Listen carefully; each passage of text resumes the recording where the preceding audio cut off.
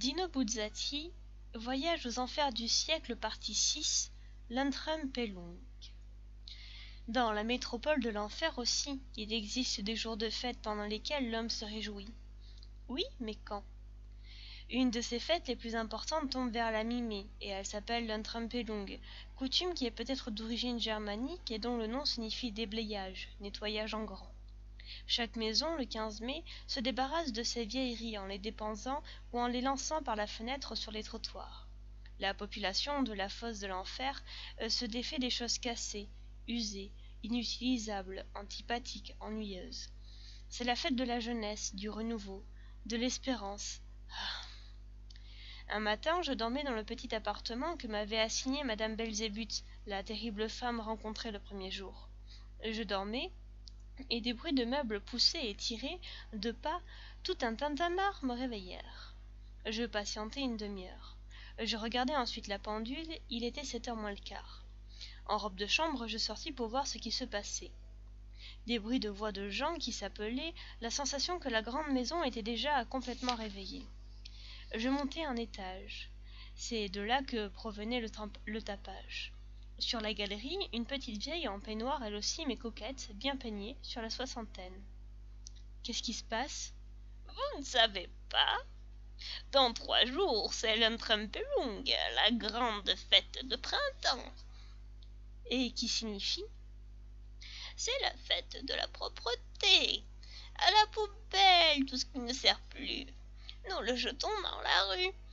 Meubles, livres, papier, vieilleries, vaisselle ébréchée, un tas haut comme ça. Et puis les éboueurs municipaux viennent et enlèvent tout. Toujours avec son doux sourire. Elle était gentille, gracieuse même, malgré ses rides. Son sourire s'accentua. Avez-vous observé les vieillards? Demanda-t-elle. Quels vieillards? Tous.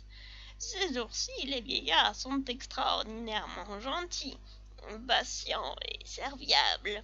Et vous savez pourquoi? Je restai muet. Le jour de l'Antrum-Pelung, expliqua-t-elle, les familles ont le droit, je dirais même le devoir, d'éliminer les charges inutiles. Et pour cette raison, les vieillards sont jetés dehors avec les immondices et les vieilles ferrailles. Je la regardai, abasourdie. Excusez-moi, madame, mais vous n'avez pas peur? Garnement, s'écria-t-elle en riant. Pourquoi devrais-je avoir peur? Peur de quoi? Peur d'être jetée aux ordures? Elle est bien bonne, vous savez. Elle riait avec un abandon juvénile. Elle ouvrit une porte où se trouvait fixée une carte de visite au nom de Kalinen. « Phédra » appela-t-elle. « Gianni, venez voir un peu ici, s'il vous plaît. » Du vestibule obscur, ils surgirent tous deux, Gianni et Phédra.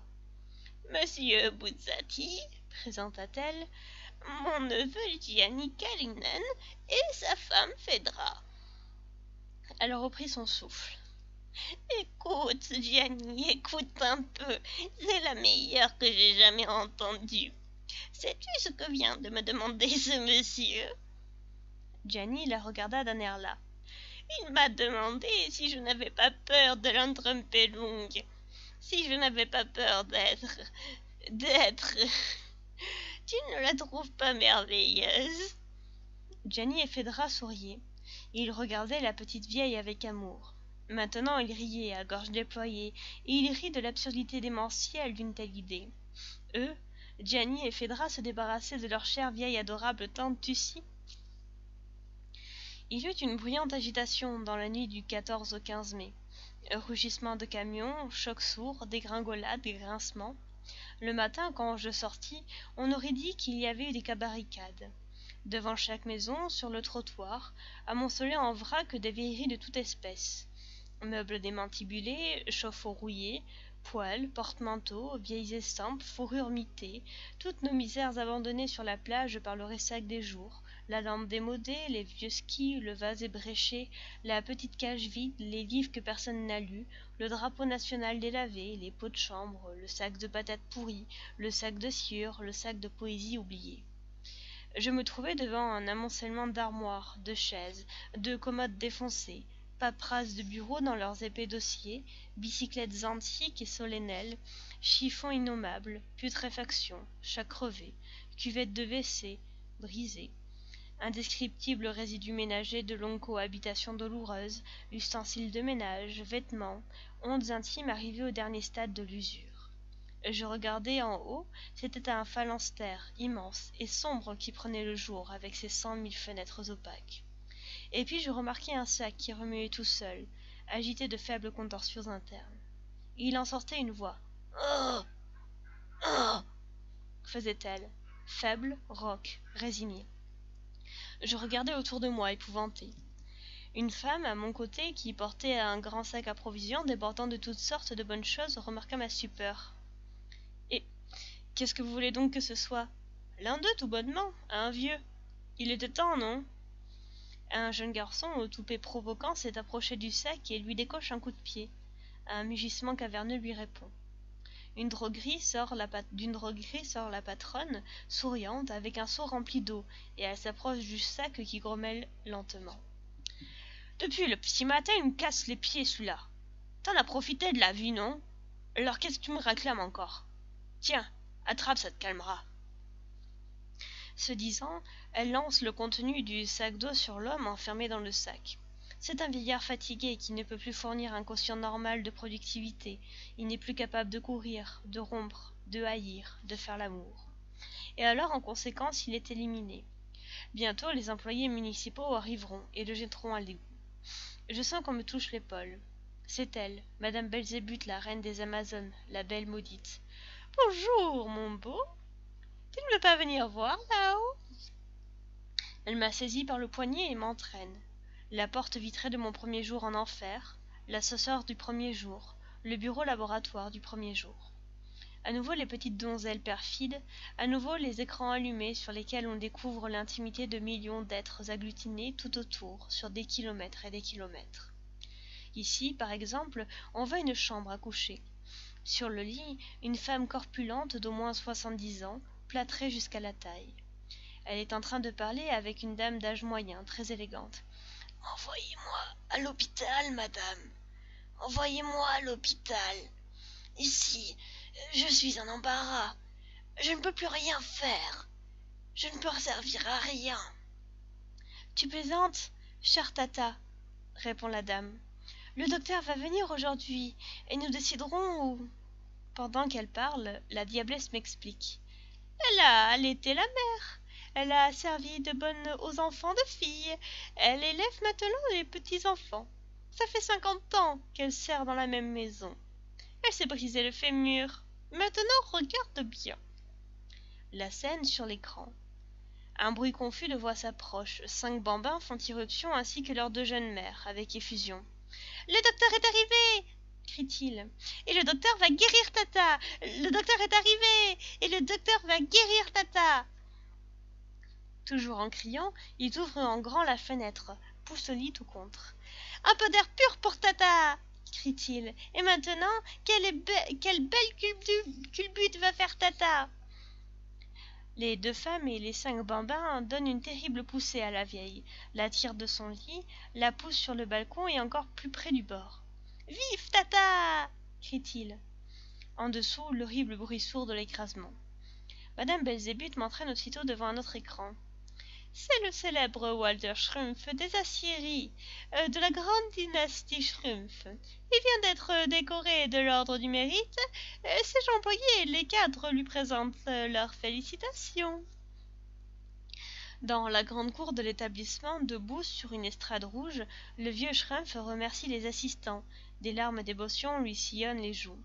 Tandis qu'il parle, de hauts fonctionnaires en complet croisé bleu s'approchent de lui par derrière, se penchent, lui passent un fil métallique autour des chevilles, se relèvent et brutalement de toute leur force donnent une forte secousse.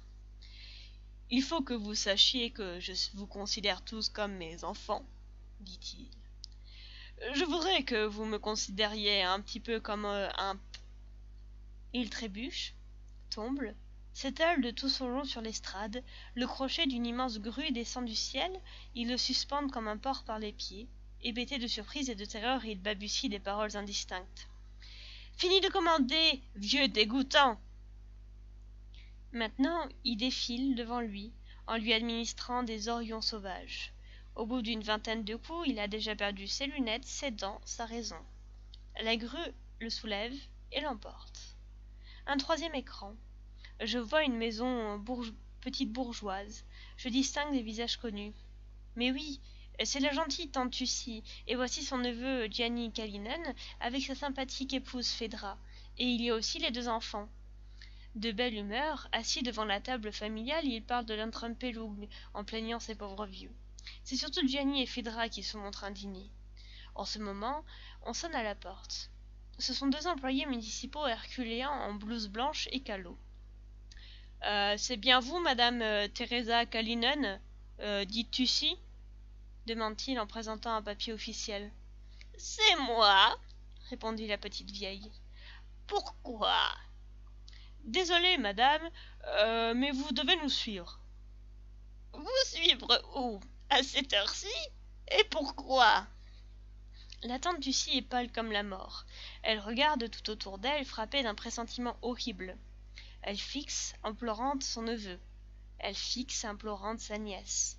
Mais le neveu ne souffle mot. « Allons, pas d'histoire, fait l'un des employés. Ce papier est parfaitement en règle, avec la signature de votre neveu Kalinen et tout. »« C'est impossible !» s'écrie la tante Tussie. « Mon neveu ne peut pas avoir signé. Il ne peut pas avoir fait ça. N'est-ce pas, Gianni? Mais parle donc, Gianni. Explique-lui, toi, que c'est une erreur, un malentendu. » Mais Gianni ne parle pas, n'explique pas. Gianni ne pipe pas et sa femme pas davantage. Les enfants, au contraire, assistent à la scène avec un air réjoui. « Parle, Gianni, je t'en supplie. Dis quelque chose. » invoque la tante Tussie qui perd pied. Un des gars s'avance et la saisit par un poignet. Elle est légère et fragile comme un enfant. « Allez, grouille-toi, vieille sorcière, c'est fini la belle vie !» Avec une rude célérité professionnelle, comme elle se jette par terre, il l'entraîne, hurlante, hors de la pièce, hors de l'appartement, dans les escaliers, la laissant se cogner douloureusement de marche en marche, dans un vilain bruit d'os. Gianni et Phaedra et les deux enfants n'ont pas bougé d'1 centimètre. Il pousse un profond soupir.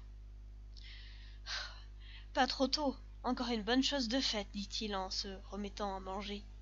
Fameux ce ragoût. Fin de la partie 6.